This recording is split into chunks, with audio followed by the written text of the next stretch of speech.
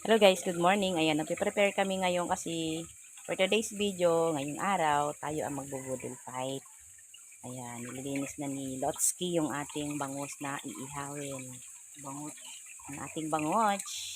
Yan, fresh na fresh. Yan guys, oh. Tapos lalagyan natin ng mga palaman yan. Yan, ito yung ating mga ipapalaman.